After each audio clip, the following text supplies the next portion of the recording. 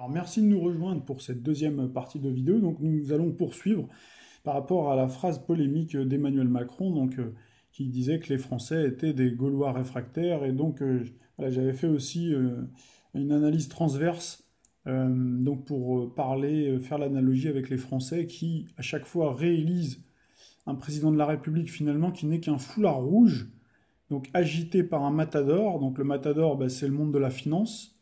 Donc à chaque fois qu'ils plantent des couteaux dans le dos des Français qui sont des taureaux. Et on a également, j'avais parlé du mouton de Panurge. Donc le mouton de Panurge, c'est les suiveurs, les gens justement qui vont suivre tous ces communicants qui vont pas avoir malheureusement le recul suffisant pour faire une analyse de fond, pour aller chercher l'information, parce que aussi ils n'ont peut-être pas le temps, et aussi pour beaucoup parce qu'on les a aidés, parce que pendant des années, on les a abreuvés de consommation. On en fait de l'être humain aujourd'hui un homo economicus, un consumériste, un consommateur. Donc con, on retrouve le mot con qui est pas très beau, mais il veut dire ce qu'il veut dire. So, S-O-T, et matter, voilà, vous avez le mot consommateur, et on a l'impression qu'il n'a pas été, au niveau de l'étymologie, choisi au hasard. Voilà, je m'inscris justement dans la provocation donc j'allais dire de François Hollande, mais c'est un peu pareil dans un autre registre, mais Emmanuel Macron, donc effectivement, qui est très provocateur. Et donc là aussi, c'est une manière pour moi aussi de secouer un petit peu les consciences, de dire aux gens, bon, il faut un petit peu aussi se réveiller. Alors, on va voir comment aussi, parce qu'il ne s'agit pas justement de tomber dans le n'importe quoi ou tout à coup vouloir sortir comme je l'ai vu, j'ai vu passer des photos de guillotine, etc.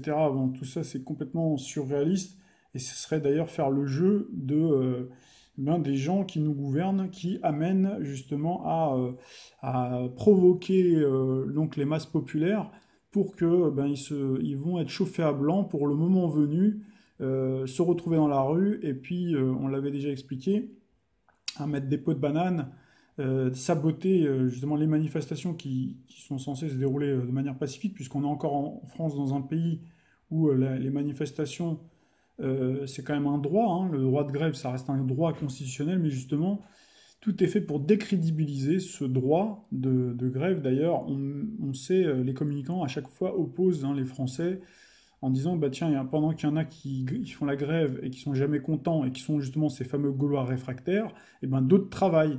Et voilà, et les gens qui travaillent, bah, ils critiquent comme ça les gens qui bossent et ils disent ouais, il n'y a que nous qui travaillons et finalement ils comprennent pas que les autres aussi sont là pour défendre leurs droits, mais qu'en même temps ceux qui sont sur le terrain en train de faire des manifs et en train de suivre aveuglément donc ces faux prophètes qui sont justement les leaders syndicaux, j'entends bien là les leaders syndicaux, c'est-à-dire les gens qui sont aux manettes, pas les syndicalistes, puisque eux, ils sont de bonne foi pour la plupart et croient en ce qu'ils font. Mais le but, c'est justement, on l'avait expliqué dans toutes nos vidéos, notamment sur la SNCF, c'est d'éteindre justement au fil du temps. Donc là, on retrouve la notion de durée de Pluton dans le signe du Capricorne, hein, donc un astre insidieux qui travaille en profondeur et donc qui est là pour finalement doucher l'enthousiasme des gens, pour les user. Donc là, on est bien dans la sémantique, hein, j'en avais parlé lors de la vidéo sur Mars en Capricorne, de Mars en Capricorne à Mars en Verseau, pour expliquer justement que tout est mis en œuvre pour fatiguer, pour doucher l'enthousiasme des gens et pour décrédibiliser justement donc le droit de grève, le droit de manifester. Et ça depuis maintenant, bah, vous l'avez vu dans la première partie de vidéo avec Nicolas Sarkozy qui disait devant un parterre de journalistes avec un air moqueur que maintenant dès qu'il y a une grève, plus personne ne s'en aperçoit quoi en gros. Et d'ailleurs on a eu la preuve, hein, vous pourrez regarder, il y avait eu une manifestation qui était assez remarquable. Je crois que c'était il y a 2 3 ans, il y avait une manifestation des agriculteurs qui étaient venus avec des tracteurs qui avaient traversé toute la France.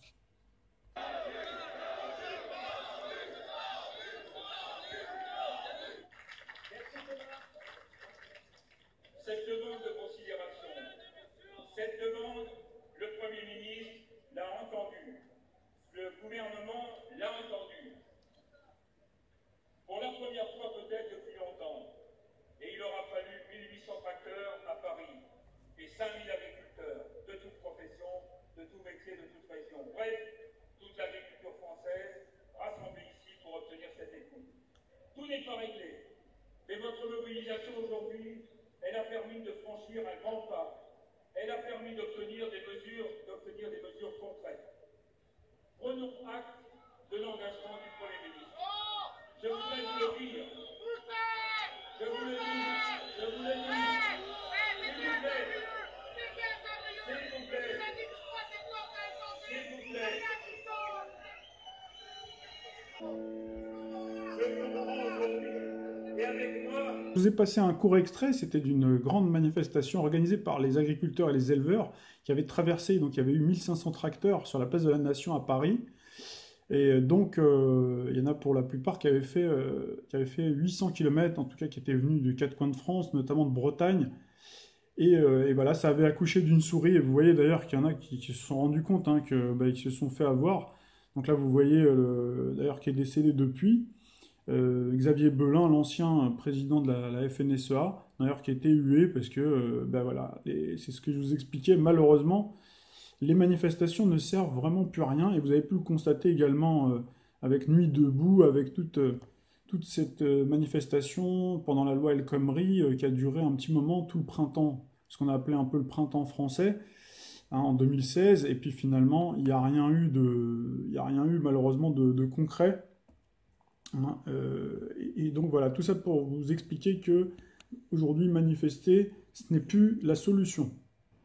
Alors ce que je vais vous donner, c'est pas des solutions toutes prêtes, parce que justement, là le but, c'est, on est dans une séquence où il faut sortir du prêt à penser, de la consommation en fait, ou même d'attendre un sauveur. En fait, la vérité, elle est en chacun de nous, mais elle sera aussi dans la solidarité, dans le fait d'arriver à mettre de côté donc ces petits tracas, ces petites considérations effectivement personnelles hein, qui sont préoccupantes, mais qui ont tendance justement à diviser et de voir regarder l'essentiel et surtout de se solidariser et de ne plus compter sur nos dirigeants politiques. De toute façon, chacun joue sa partition, même il y en a certains qui sont certainement sincères, ils pensent, parce qu'ils sont dans la matrice, ils pensent détenir la solution, etc. Mais vous verrez qu'à chaque fois vous serez déçus. Tous autant qu'ils sont, hein, même ceux qui sont sur Internet, je ne cite pas de nom, mais il y en a certains qui pourraient être étonnés si je vous faisais une analyse très poussée, vous verriez que vous allez vraiment perdre votre temps. Donc le but, c'est plutôt de se recentrer sur soi. Comme disait Bruce Lee, vide ton esprit, sois informe comme l'eau. Si tu mets de l'eau dans une tasse, elle devient la tasse. Si tu mets de l'eau dans une bouteille, elle devient la bouteille. Hein. Tu la mets dans une théière, elle devient la théière. Maintenant, l'eau peut couler ou elle peut s'écraser. Sois de l'eau, mon ami, et l'eau aussi peut être douce. C'est un élément vital pour l'être humain, mais c'est aussi un élément qui peut couper une roche hein, si elle est canalisée.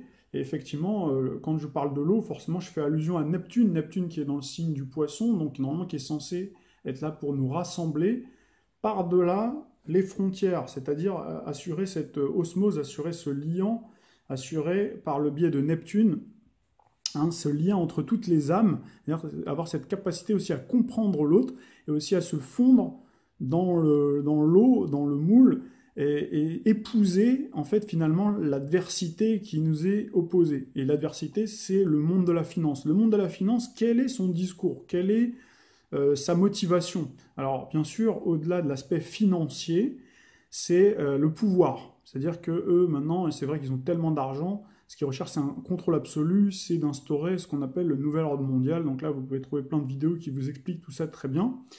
Et qui est symbolisé dans le domaine, sur le plan astrologique, par Pluton. Donc l'objectif, c'est d'essayer d'aller directement à la source et de ne pas se focaliser, d'arrêter de jouer les taureaux qui foncent tête baissée sur le foulard rouge, qui à chaque fois se retirera et vous prendrez les pics, et puis il y en aura un autre foulard rouge d'une autre couleur. Si c'était rouge vermillon, après ce sera une autre nuance de rouge. Hein. Il y a 50 nuances, comme les 50 nuances degrés, 50 nuances de présidents possibles hein, et inimaginables, qui peuvent, d'ici à la fin du cycle de Pluton en tout cas, se présenter, notamment en 2022. Donc ça ne sert à rien d'attendre après ces gens-là, il vaut mieux se centrer sur soi-même et se dire, voilà, qu'est-ce que ces gens-là veulent? Ben, eux, ce qu'ils veulent, c'est dominer le monde, hein, d'accord? Dominer, jouer, je vous avais dit, hein, terminer la partie de Monopoly en trustant tous les biens tangibles. Aujourd'hui, là, on se retrouve dans la sémantique uranienne du taureau. Le taureau, c'est le signe de la nature, c'est le signe du tangible, hein, du concret, de l'argent. de l'épargne, des bâtiments, des murs. Hein. D'ailleurs, vous voyez, vous avez qu'à regarder autour de vous, les Chinois, les Allemands, les Russes qui rapatrient leur or. Hein, vous voyez, c'est-à-dire qu'ils se focalisent sur tout ce qui est tangible parce qu'ils savent qu'aujourd'hui, l'argent, c'est-à-dire que les billets, c'est des billets de Monopoly. C'est-à-dire qu'en gros, hein, il y a le quantitative easing, on continue à faire marcher la planche à billets pour faire croire que l'économie continue, etc. Parce qu'il y a eu la crise de 2008 et donc il faut donner cette illusion-là, même pour les marchés, que tout continue. Pendant ce temps-là, ces gens-là rachètent tout. Hein, donc ils vont continuer comme ça pendant tout le cycle de Pluton et également le cycle de Uranus en Capricorne, Uranus en Taureau, pardon, qui va perdurer jusqu'en 2026. Hein, donc ils vont être comme ça.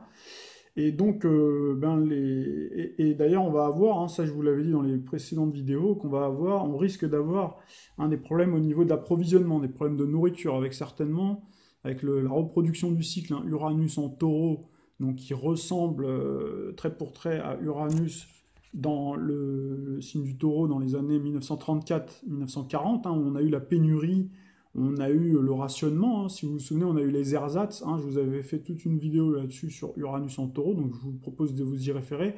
Donc là, on est en plein dedans, c'est-à-dire que, en fait, les élites ont compris depuis très longtemps que ils pouvaient en fait dominer le peuple, déjà d'une part par la monnaie, c'est-à-dire sans finalement être dans l'agression brute, quoi, si vous voulez, comme c'était dans le passé, par une forme de dictature sanguinaire, en tout cas dans les pays européens. Hein, ça s'est fait par la monnaie d'une part, donc ça je l'ai déjà expliqué, hein, notamment par cette code 73 qui est un petit peu l'arrière-grand-père de l'article 123 aujourd'hui du traité de Lisbonne et anciennement de l'article 104 du traité de Maastricht, hein, donc qui interdit aux États d'emprunter à leur banque centrale et en fait finalement qui permet aux banques d'endetter les gens et de récupérer en fait de l'argent, de se faire de l'argent sur le dos de l'État, c'est-à-dire sur le dos des contribuables en les endettant et aujourd'hui en les mettant en esclavage, donc ça c'est déjà une première chose. Et puis il y a bien sûr, donc il y a l'argent, mais il y a également l'autre facteur qui fait que les gens sont des, entre guillemets, moutons de panurge, c'est par la consommation. C'est-à-dire la consommation, les gens aujourd'hui existent socialement par la consommation. C'est-à-dire les gens se définissent beaucoup par l'acte de consommer.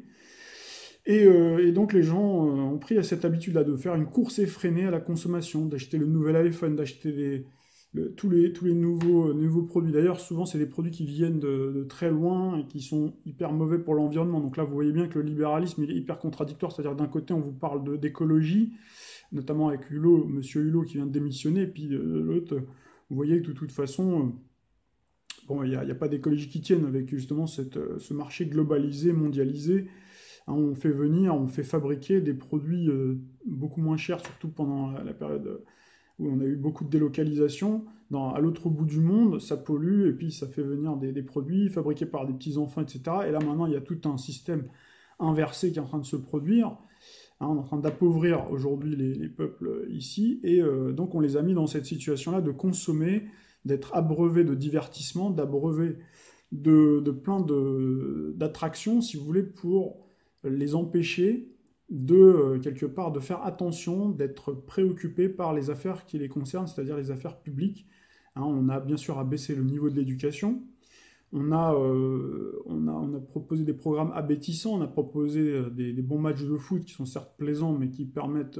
on voit la mobilisation, moi quand je suis effaré, quand je vois le nombre de mobilisation sur les réseaux sociaux pour des matchs de foot, alors que pour des problèmes sociaux cruciaux qui nous engagent tous, les gens s'en contrefichent. Par contre, les gens vont réagir, ils ne vont pas agir, ne vont pas anticiper, mais vont réagir quand il va y avoir un problème qui va se passer. Et là, les boucs émissaires sont tout trouvés. Et bien, ce sera, on voit dans un premier temps, c'est le voisin, c'est celui qui est opposé à soi, c'est l'antagoniste, c'est-à-dire qu'on vous met en face. Là, vous avez le jeune contre le plus âgé, le salarié contre son petit patron, le fonctionnaire contre l'employé, le taxi traditionnel contre le Uber, l'usager contre le... Vous voyez, en fait, c'est tout le temps comme ça. Déjà, ça, c'est une part. Et après, on peut pousser encore plus loin avec toute cette construction-là comment dirais-je, donc d'opposition, de reproduction du choc des civilisations,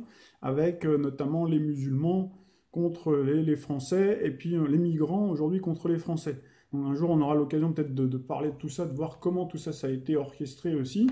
Mais en gros, voilà, ça va être ça. C'est-à-dire qu'à un moment donné, là, on va arriver avec ce cycle à Jupiter-Neptune dont je vous ai parlé précédemment, avec l'invasion de migrants. Et en fait, ces gens-là seront là aussi, vont servir de bouc émissaire, où ben, les gens vont retourner leur colère plutôt que de la retourner contre les gens qui vous ont mis en esclavage, hein, qui ont servilement servi donc le pouvoir, hein, l'oligarchie, la plutocratie, en l'occurrence Macron et tous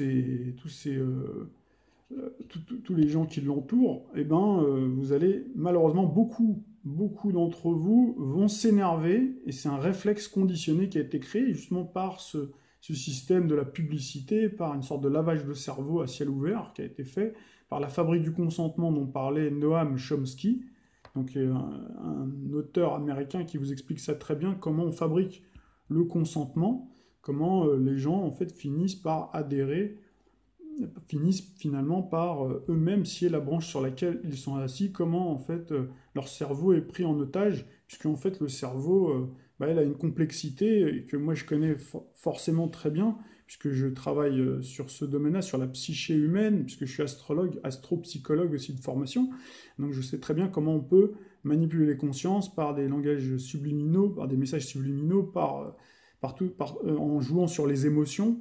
Voilà, il y a toute une construction. Donc tout ça, il faut bien le garder à l'esprit. Et donc, pour revenir à ce que je vous disais, il faut être comme l'eau, c'est-à-dire eh ben, répondre de la même façon que ce que font finalement les gens qui sont en train de prendre le pas sur nous, qui sont en train de nous mettre d'une certaine manière en esclavage. Eh ben, il faut arrêter, il faut couper le robinet, quoi. Il faut arrêter d'alimenter le veau d'or. Il faut arrêter de constamment consommer n'importe quoi, d'acheter des produits qui vous servent à rien, qui sont superflus. Voilà, moi, ça fait des années, en fait, j'ai carrément décidé de réorganiser ma vie. Après, chacun fera bien entendu comme il voudra, mais je vous donne mon exemple.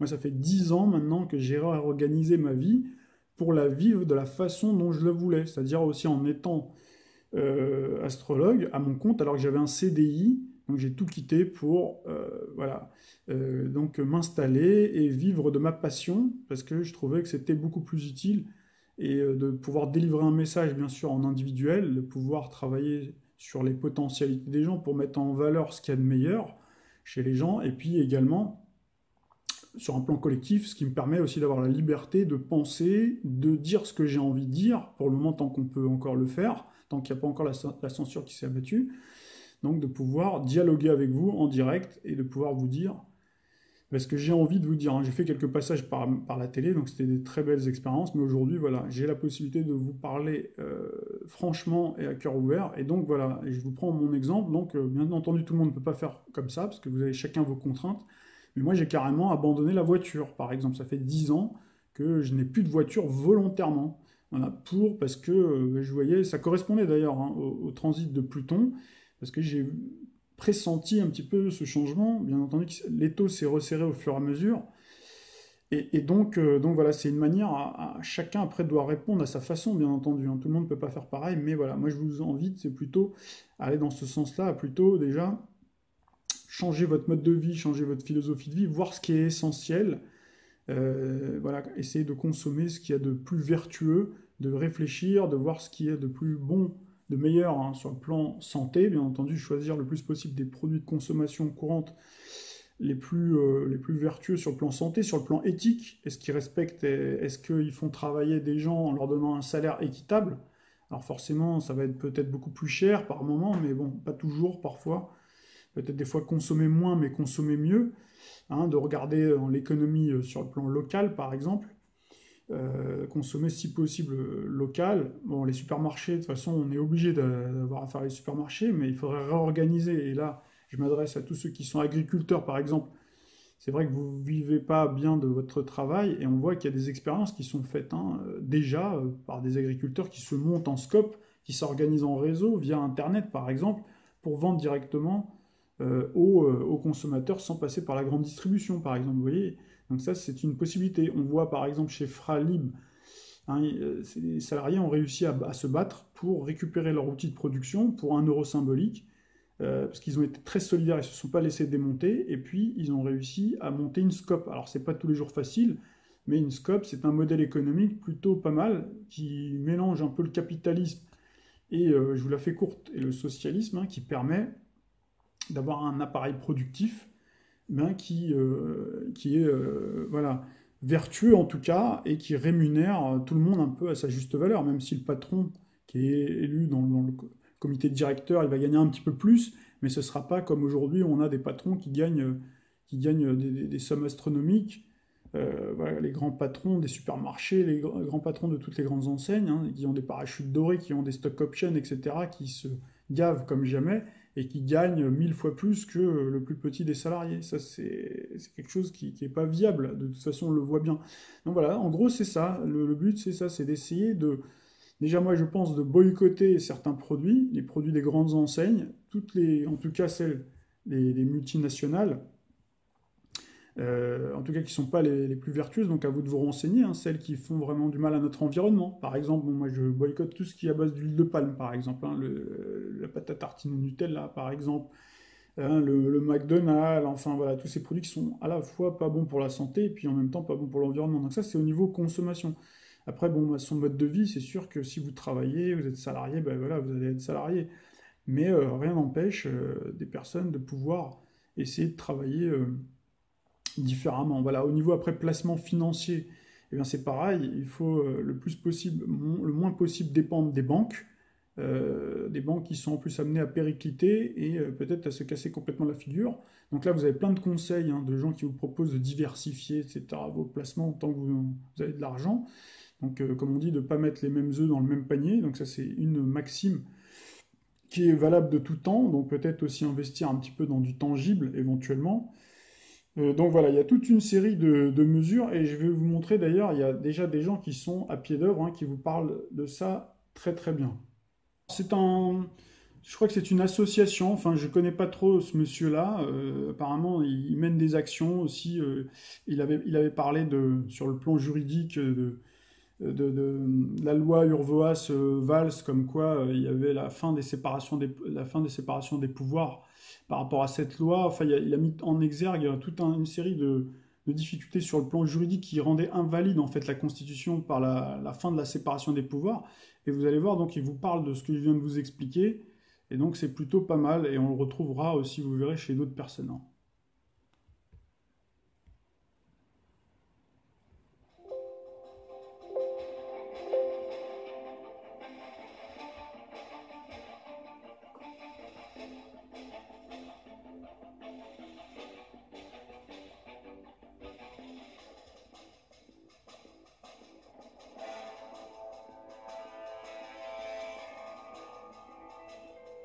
Serge Petit-Delange, bonjour, une fois de plus. Eh oui, Nouvelle vidéo, toujours fidèle au poste. oui. On avait parlé récemment sur une vidéo antérieure d'actions possibles Oui. concernant la population face à toutes ces horreurs que l'on voit au niveau de l'oligarchie, on peut l'appeler comme ça, hein. Au niveau des actions, qu'est-ce qu'on peut envisager aujourd'hui ?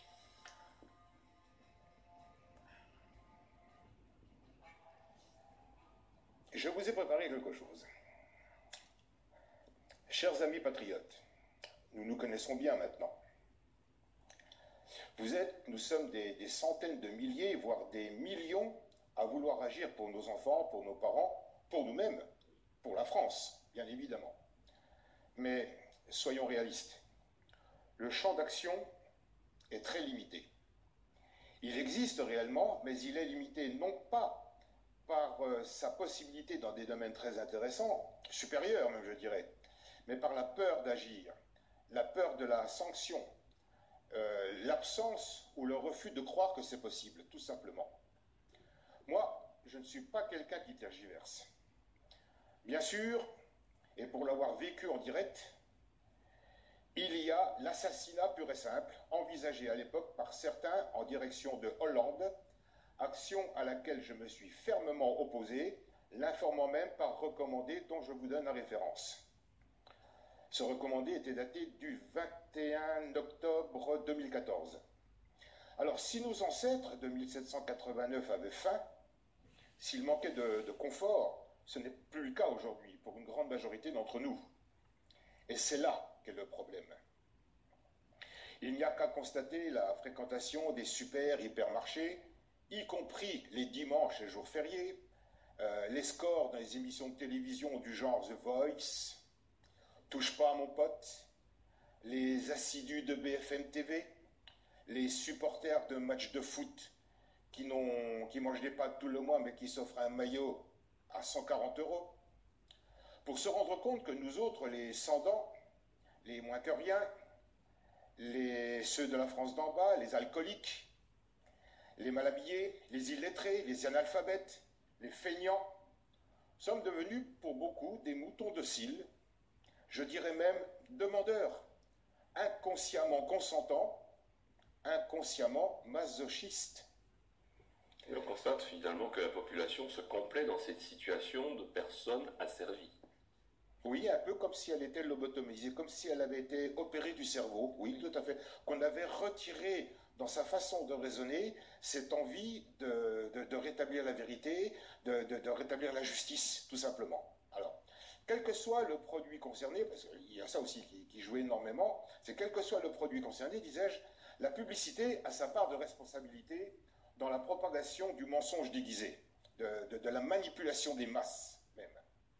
Alors pour agir intelligemment, sans risque, il y a une autre voie légale, l'insurrection passive, celle qui consiste, et j'utilise une image que tout le monde connaît, à s'asseoir et ne rien faire, ou très peu, à la façon du Mahatma Gandhi, qui a réussi sans violence, avec opiniâtreté, avec détermination, à obtenir l'indépendance de son pays. Alors, les volontaires pour la France, du général Antoine Martinez, et le cercle des citoyens patriotes du général Christian Piquemal ont fusionné. C'est une très bonne chose. J'ai personnellement fait la connaissance du général Piquemal le 21 octobre 2017 à Bex, en Ardèche. C'est un monsieur, droit, indispensable, incontournable le moment venu. Mais aujourd'hui, chercher à rassembler pour rassembler ne mène à rien. L'action, elle, rassemble. Laissons de côté nos envies de rassemblement, fusion qui ne se feront pas, ou si peu, les réunions stériles, les manifestations sur la voie publique, les pétitions inefficaces, les appels à la révolution lancés par des petits chefs de guerre qui se défilent le moment venu. À ce titre d'ailleurs, j'interpelle particulièrement ici un groupe qui, le 14 juillet 2015, avait lancé un appel à manifester à Paris et dont le responsable a brillé par son absence. Faites ce que je dis, mais pas ce que je fais. Vous voyez à qui je fais référence? Oui, j'ai une petite idée, oui. Voilà. C'est curieux, c'est étrange pour un donneur de leçons autoproclamées. Un leader, un meneur d'hommes digne de ce nom, est aux côtés de celles et ceux qui lui font confiance. Le tohu-bohu populaire dissonant qui a découlé de ce fiasco a jeté le discrédit sur beaucoup de groupes patriotes et les quelques 400 manifestants qui s'étaient déplacés, qui y ont cru, se sont vus contrôlés par la police. Beaucoup ont quitté ce mouvement et nous ont rejoints. Ils ont compris. Moi, me refusant à utiliser la force tant qu'elle n'est pas nécessaire, nous concernant, la seule façon de faire tomber cet exécutif illégal, parce qu'illégitime, est de s'attaquer à l'économie de la France. Voilà. Voilà ce que je propose. Voici ce que nous pouvons faire, nous le peuple. Premièrement, la carte bancaire fait partie de notre quotidien. On l'utilise tous les jours. Tous les jours, voilà. En prenant soin de laisser le strict nécessaire sur votre compte pour faire face à vos mensualités de crédit, factures prélevées, etc., retirez tout l'argent en liquide. Comme les banques ne disposent que d'environ 10 à 11% maximum de liquidité, si nous retirons notre argent, le fruit de notre travail, de notre retraite, le résultat est simple. C'est la faillite pour elle. Vous êtes en train de dire, en disant 10%, 11%, que les banques ne possèdent réellement que ce pourcentage par rapport à tout ce qu'elles brassent. Monsieur Chaumont, bien sûr. Ah oui. Alors, c'est ahurissant, mais il faut le dire.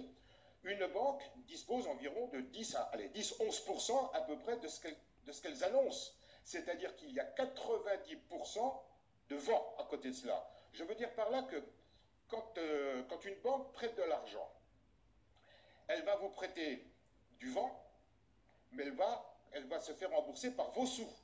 C'est-à-dire qu'elle va vous prêter des chiffres qui ne sont rien du tout, ce qu'on appelle la monnaie scripturale, mais en réalité, vous allez rembourser avec votre argent. Et c'est sur cet argent qu'elle prête, qu'elle vous prête, qu'elle prélève des intérêts, c'est là qu'elle gagne de l'argent. Donc on va payer des intérêts pour nous avoir prêté du vent. Eh bien exactement, le Mistral qui souffle, produit des intérêts pour ces banques, quelles qu'elles soient. Ça, c'est un bon plan pour les banques. Ah, c'est le moins qu'on puisse dire, mais je me demande même si on ne frise pas l'escroquerie mondiale. Oui, parce que c'est partout. C'est partout. Pareil. C'est partout. De la plus grande banque du monde à la plus petite, à la petite banque du coin de votre rue. Exactement. Tout est là. Et donc à l'échelle de la dette française... Mais la dette n'existe pas. Oui. La dette n'existe pas. Si nous admettons une bonne fois pour toutes que cette dette est créée par du vent, ben la dette est du vent. Fermez vos fenêtres, fermez vos portes et vous n'aurez plus de courant d'air. Ça coûte cher le vent. Ça coûte très cher. Ça peut pouvoir leur coûter cher aussi à elles. Tout dépend de la réaction du peuple. C'est ce que je vais développer. Parce que pour l'instant, on sent une certaine complaisance. Donc là, il va falloir quand même... Complaisance, oui. Mais les choses commencent un peu à bouger puisque grâce à Internet, grâce aux vidéos de personnes comme moi qui n'hésitons pas à nous engager ouvertement, les gens quand même commencent à prendre conscience. C'est peut-être un début, c'est même sûrement un début. Durant la première semaine du mois d'avril 2018, et vous allez comprendre pourquoi je parle du mois d'avril, au moment du versement de la paye, de la solde, de la retraite, etc., faisons des provisions comme si la guerre était imminente, puis plus aucun achat jusqu'à la fin du mois, voire le mois suivant. Généralement, vous serez agréablement surpris de la solidarité existante entre Français de bonne volonté, solidarité déjà existante pour les migrants. Et pendant que nous y sommes, téléchargez l'application Yuka, je vous appelle Y-U-C-A, sur votre téléphone portable, qui permet de scanner tous les codes barres des produits avant de les acheter pour déterminer leur qualité et leurs défauts. Tout comme moi, vous allez avoir de sacrées surprises. On en profite pour sélectionner les produits sains de ceux qui nous empoisonnent à petit feu. Nous améliorons notre quotidien alimentaire. Donc troisièmement aussi, dans la même optique, faisons le plein de notre voiture en minimisant nos déplacements au maximum. Quatrièmement, certains vont avoir du mal avec leurs plaisirs liés au tabac et à l'alcool. La décision leur appartient, je ne les juge pas. Cinquièmement, puisque les syndicats haranguent leurs troupes respectives en appelant à la grève, alors que certains dirigeants de ces mêmes syndicats dînent au même râtelier que les banquiers et les politiciens, et que c'est nous qui leur fournissons le foin, pourquoi ne ferions-nous pas la même chose? La grève générale, la désobéissance civile. Les entreprises se tourneront rapidement vers le patron des patrons, celui-là même qui s'est offert un château de 11 millions et qui souhaite, dans le même temps, le bénévolat des salariés pour sauver les entreprises. Gattaz recherchera l'appui de Philippe, l'illégal, donc illégitime Premier ministre, qui, face à cette massive fronde passive, j'aime bien le mot, massive fronde passive, ouais, sera contraint de jeter l'éponge, les forces de l'ordre, appelées refusant de tirer sur le peuple, refusant d'ouvrir le feu sur leur propre famille. Le gouvernement illégitime tombera, et avec lui, l'imposteur locataire de l'Élysée. Bon, comme en fait, il y a toujours à apprendre et à laisser, hein. Quand vous prenez une vidéo, il y a des choses sur lesquelles, bon, vous allez peut-être trouver que c'est complètement surréaliste ou que le personnage peut être fantasque. Enfin, il y a quand même des choses qu'il a dites où je souscris complètement. Je suis tombé par hasard sur cette vidéo, je me suis dit, tiens, c'est tout à fait ce que je ressens, et même par rapport à des gens qui sont en train de se mouvoir, on voit de plus en plus de gens qui sont dans cette optique-là. Alors après, c'est vrai qu'il faut du courage parce que justement, ben, comme vous le savez, on en a déjà parlé, hein. Vous avez cité la citation de Aldous Huxley, du Meilleur des mondes, hein, qui avait déjà prévu ça dès 1932, où il avait dit que de toute façon, hein, on aurait des dictatures dorées à la consommation, c'est-à-dire que les gens arbitreraient toujours entre leur sécurité et leur confort, hein, la consommation, donc leur liberté, bien entendu, hein. Donc, et c'est un peu ce qui se passe en ce moment. Vous avez entendu d'ailleurs ce monsieur-là qui disait que les Français, c'est vrai, sont comme un petit peu complètement bloqués quelque part. C'est-à-dire qu'ils se disent qu'ils voudraient bien, et c'est aussi cette frustration-là qui fait que, comme ils ne peuvent pas agir, ben, qu'ils vont par moments, pour certains, se retourner contre d'autres et céder à la violence, une violence qui sera malheureusement, comment dirais-je, utilisée par le pouvoir en place pour prétexter, comme je vous l'ai dit, la fin des libertés, en tout cas le renforcement de l'état d'urgence, et la prise de contrôle totale, hein, du pouvoir. Donc voilà, hein, ce qu'il faut surtout pas faire, c'est céder à la violence. Il faut être invisible. Comme pour ça que tout à l'heure j'ai pris la citation de Bruce Lee, puisque là vous épousez, vous êtes comme l'eau finalement, vous êtes invisible, vous êtes silencieux, vous êtes pacifiste, vous êtes chez vous finalement. Finalement c'est calme, comme c'est quelque chose plutôt de très sain en réalité, quoi, hein, de sélectionner, d'avoir une nouvelle philosophie de vie. Et donc là, on retrouve un petit peu la dimension de Neptune et l'association qui peut être faite avec Uranus. Hein, Uranus qui a cette originalité qui est dans le signe du taureau, et le taureau nous parle justement, hein, de tout ce qui a trait à la nourriture, hein, tout ce qui a trait à l'alimentation. Et donc voilà, donc là il a cité le Mahatma Gandhi, mais on pourrait aussi citer d'autres personnages historiques, hein, qui ont mené ce qu'on appelle cette désobéissance civile et ce boycott organisé. C'était le 8 avril dernier, donc j'avais publié un article, Martin Luther King, son message pour la lutte contre les injustices, toujours d'actualité. J'avais fait ce parallèle justement avec ce que l'on vit. Donc là j'ai mis cette citation: pour que le mal triomphe, il suffit que les personnages au grand cœur restent sans rien faire.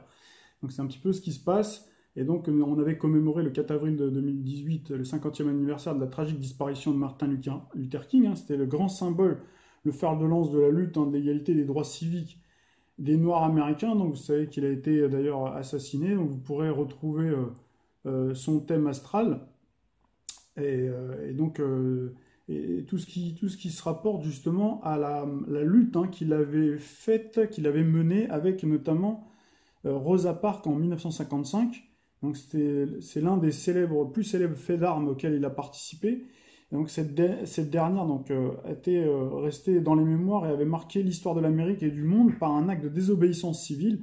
Cette dame avait en effet refusé de se plier à une loi scélérate et inique qui imposait dans le bus, mais comme dans le reste de la société de cette région du sud de l'Amérique profonde, hein, une ségrégation sans concession entre les compartiments réservés aux Blancs et ceux réservés aux Noirs. Donc c'était le 1er décembre 1955 en Alabama.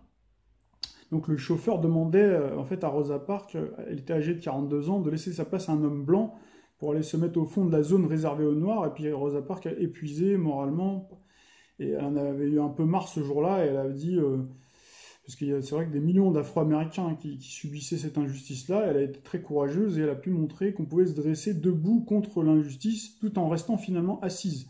C'est ce qu'on appelle finalement la force d'inertie. À ses côtés, il y avait le pasteur Martin Luther King, hein, qui, bien que peu connu à l'époque, était venu lui prêter main forte, hein, dans cette lutte. Donc il faut savoir que Martin Luther King, bon, il est très fortement marqué justement par le signe de terre, hein. C'est marqué beaucoup par le Capricorne, le Taureau notamment. Tiens donc. Et donc forcément, on retrouve bien le côté la résistance, hein. Donc c'est comme ça en fait qu'ils ont eu l'idée de boycotter la compagnie de bus tout en restant pacifique, hein. Donc l'action visait finalement à frapper le nerf de la guerre, l'argent, hein, pour faire changer la loi. Et donc tous les Noirs de la ville ont ainsi pendant 8 semaines donc, boycotté le bus, donc ce qui a fait un manque à gagner pour la compagnie de bus justement, hein, très mécontente de cette révolte, finalement que cette révolte se retourne contre elle. Donc les Noirs représentaient à l'époque, hein, le gros de la clientèle, puisque de conditions modestes ou pauvres, hein, ils prenaient souvent le bus pour se rendre au travail. Donc ni les intimidations, ni les coups ne firent plier la révolte. Après cette lutte âpre et courageuse, le 21 décembre 1956, arriva enfin l'épilogue, la Cour suprême déclara anticonstitutionnelles ces lois ségrégationnistes de l'État d'Alabama. Et 50 ans plus tard, on voit que ces luttes pour l'égalité des droits sont plus jamais d'actualité.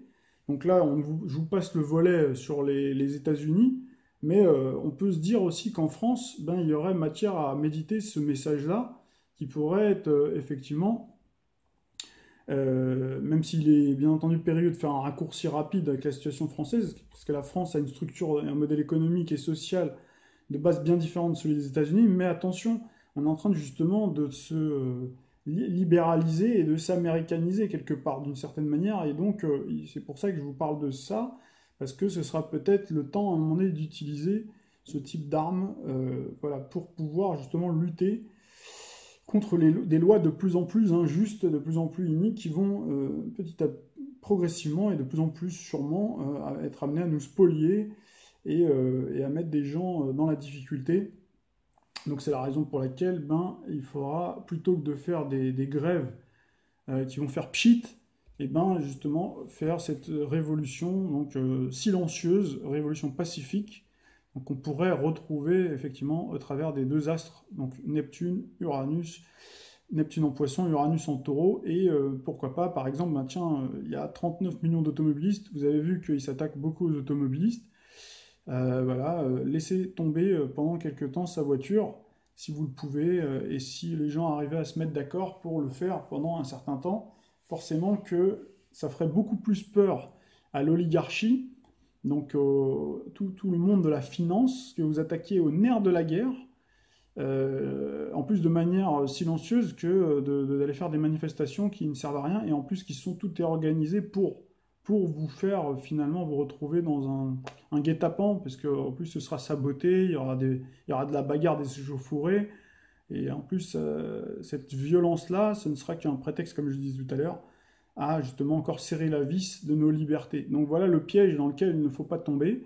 Donc voilà, plutôt être pacifique, et il faut le faire vite, parce que si les gens tardent, malheureusement, comme vous pouvez le constater, Uranus en Taureau, je vous ai parlé tout à l'heure de la pénurie, et le fait qu'il y a une razzia sur tous nos biens, y compris les biens de consommation courante, qui vont monter et qui seront de plus en plus rares, et là ce sera plus difficile, puisque en fait on sera dans une période de raréfaction, une période de pénurie, ou en tout cas où les prix vont monter, etc., et en plus où les marchés vont s'arranger, si vous voulez, par rapport à l'inversion de la hiérarchie des normes, pour éviter d'étiqueter ou pour qu'il y ait une traçabilité sur les produits qu'ils vous proposent.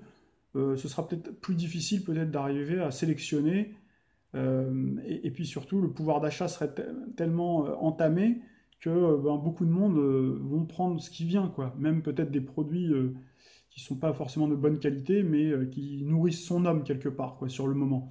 Donc c'est la raison pour laquelle, à mon avis, la fenêtre de tir, elle est vraiment très très courte. Donc vous verrez, après, ce que je vous dis là, il y en a peut-être qui vont trouver que c'est un petit peu fort de café. Même, malgré tout le développement qu'on a fait, malgré tous les arguments qui militent, malgré le fait que vous voyez bien tout ce qui est en train de se produire, les gens vont peut-être avoir cette résistance-là, ils vont pas le faire, quoi. Ils vont dire, bon, de toute façon, on verra plus tard. Et puis vous continuerez dans vos habitudes, parce que l'être humain, il est programmé pour rester dans des habitudes, pour pas changer. Le changement, voilà, le vrai changement, il est là, en fait. On parlait du changement, le changement, c'est en vous, c'est intérieur. On dit que nos mondes extérieurs, le monde extérieur se reflète à l'intérieur. D'ailleurs, on a ce miroir entre l'intérieur et l'extérieur. Et c'est vrai que les gens veulent souvent que les autres changent, mais eux ne sont pas prêts à changer eux-mêmes. Donc voilà un petit peu le message que je voulais vous délivrer. Voici, pour parachever de vous convaincre, regardez bien cet article du 29 août, donc qui est tout récent. Après la taxe soda, les députés proposent une taxe sel. Donc vous voyez bien que là, ils sont prêts à tout, c'est-à-dire à trouver même les idées les plus saugrenues pour vous taxer.